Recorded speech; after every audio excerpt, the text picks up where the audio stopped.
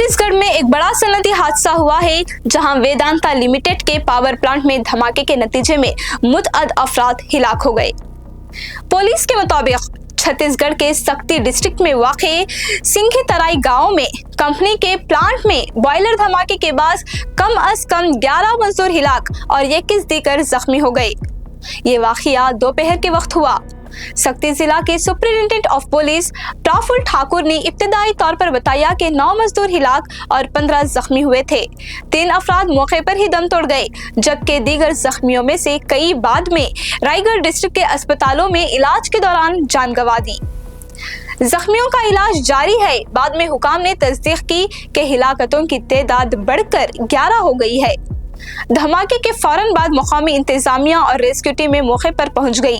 Boiler के अतराफ शदीद गर्मी के बाद मजदूरों को फौरी तौर पर वहां से निकाला गया। रेस्क्यू ऑपरेशन अब भी जारी है ताकि ये मालूम किया जा सके कि मजीद अफराद अंदर फंसे हुए हैं या नहीं। छत्तीसगढ़ के वजीर आला विष्णु डियो साई ने इस वाक़ये को इंतहाई अफसोसनाक करार दिया और मुतासिरा खानदानों को मुकम्मल ताउन की यकीन दहानी कराई। वजीर आला ने वाक़ये के तहक़ीक़ात का ऐलान भी किया है और कहा है कि जिम्मेदारों के खिलाफ सख्त कार्रवाई की जाएगी। इन्होंने ये बयान रायपुर में दिया। दूसरी जानिब वेदांता लिमिटेड के इंतजामिया ने तस्दीक की है कि धमाका बॉयलर यूनिट में हुआ, जिसमें इनके सब कॉन्ट्रैक्टर NGSL के अमले के अफराद शामिल थे। कंपनी ने कहा कि इस वक्त इनके अव्वलिन तरजीह जख्मियों को तिबी इमदाद फराहम करना और मकामी हुकाम के साथ करीबी रब्ता रखना है। मौके पर रेस्क्यू ऑपरेशन जारी है, जबकि धमाके की वजूहात जानने के लिए तहक़ीक़ात भी शुरू कर दी गई हैं।